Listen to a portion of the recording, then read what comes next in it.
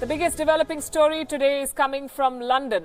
The political chaos that is brewing in the Great Britain over Brexit. It has sparked fresh trouble for Prime Minister Theresa May. 2 of her cabinet ministers have quit today. This includes Dominic Raab, the chief negotiator for Brexit. The other minister who quit today was Esther McAvey, the work and pension secretary. It did not stop there for her.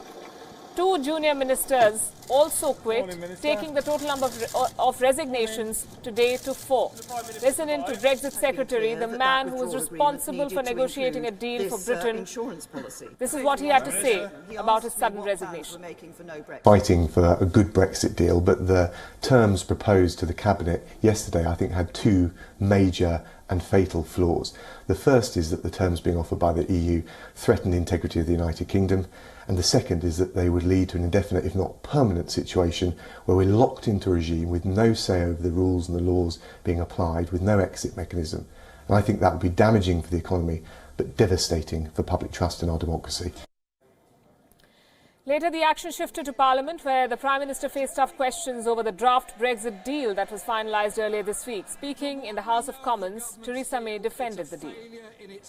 Deal that ends free movement, takes back control of our borders, laws and money, delivers a free trade area for goods with 0 tariffs, leaves the common agricultural policy and the common fisheries policy, delivers an independent foreign and defence policy while retaining the continued security cooperation to keep our people safe, maintains shared commitments to high standards, protects jobs, honours the integrity of our United Kingdom and delivers the Brexit the British people voted for. I choose to deliver for the British people. I choose to do what is in our national interest, and I commend this statement to the House. Which would not May now finds herself in a difficult spot. She needs a majority in Parliament to push the draft to get it cleared. But her own party is split over the draft deal. The Labour Party, that sits in the opposition in Britain, is not ready to play ball with Theresa May. The withdrawal agreement and the outline political declaration represent a huge and damaging failure. After 2 years of bungled negotiations, the government has produced a botched deal that breaches the Prime Minister's own red lines and does not meet our 6 tests.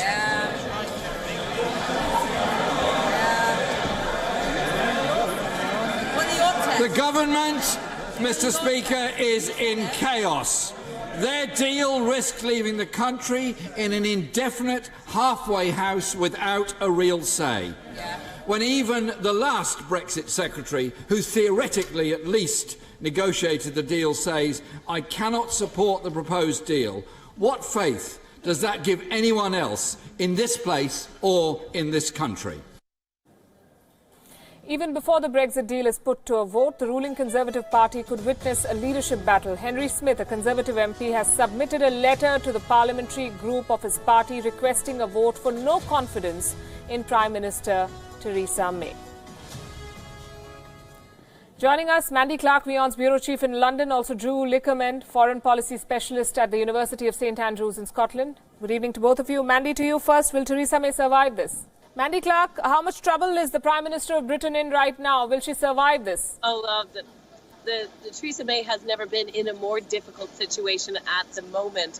Certainly, it seems that yesterday she seemed to have the support of her cabinet, albeit that cabinet meeting that was only supposed to last 3 hours lasted 5.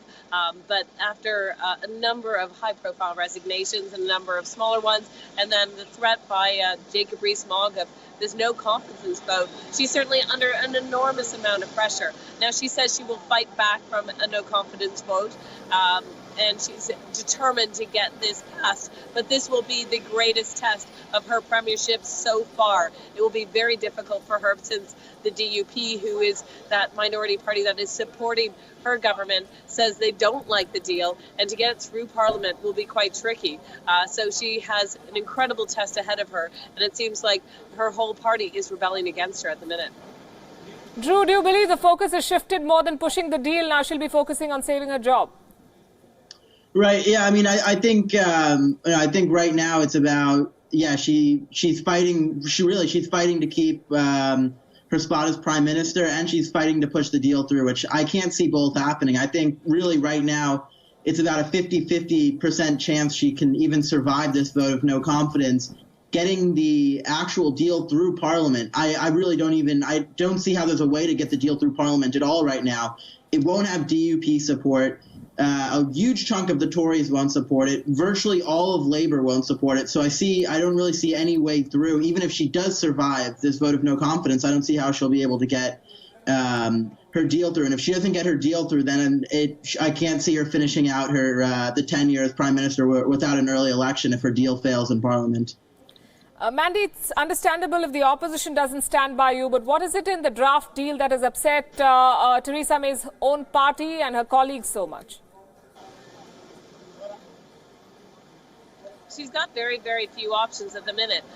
She is holding her ground, and she's made it quite clear that she's not going to really entertain any renewed referendums. There has been a lot of chatter about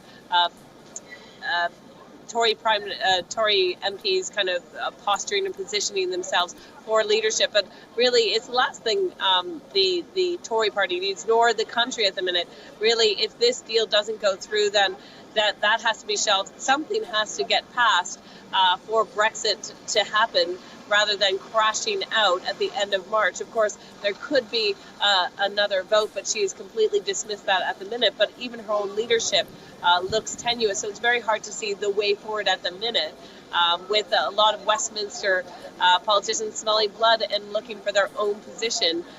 But it doesn't bode well for the country as a whole, looking forward to what will happen with Brexit. Drew, it's not like Theresa May was spoiled for choice. Could she have done better, and how? Yeah, I think she really could have done better. I don't think she was. In hindsight, she probably wasn't the right person to lead the Conservative Party. She was someone who didn't support Brexit herself, and her top cabinet, her top officials were all Remainers. They all supported remaining in the European Union, and they treated these negotiations with the European Union. They came from a mindset on how are we going to make this be not as bad as possible, and they should have been looking at a mindset, how are we going to make the most out of leaving the European Union? How are we going to reap the benefits of being able to strike our own trade deals, take back full control of our laws? So I think really fundamentally what went wrong was that the Conservative Party was being led by people that didn't believe in Brexit. They didn't think Brexit was going to be a success, and they were coming at the negotiations thinking, how can we make this be not as bad as possible? So what do you put your money on? A second Brexit referendum or snap polls, Drew? Oh, I don't know. It's there's going to be drama. There'll be one or something big coming up. Either she'll be ousted, there could be a second referendum, there could be a snap poll. It'll all depend on what happens with this vote of no confidence in the coming days. Same question to you, Mandy. Oh, it's always dangerous to start betting in politics, but it could be anywhere. I've heard people talk about possibly Joe Johnson going for leadership. Now, he is the brother of Boris Johnson, who recently quit, but he has a very different view, where he is a staunch Remainer, and if he takes over the Conservative leadership, maybe he'll push through that second referendum. It seems like everything is up for grabs and on the table, and what's clear is that there is no clear way forward. Well, we can expect heated politics this winter in London. Thanks very much, Mandy Clark and Drew Lickerman, for joining us here on Gravitas.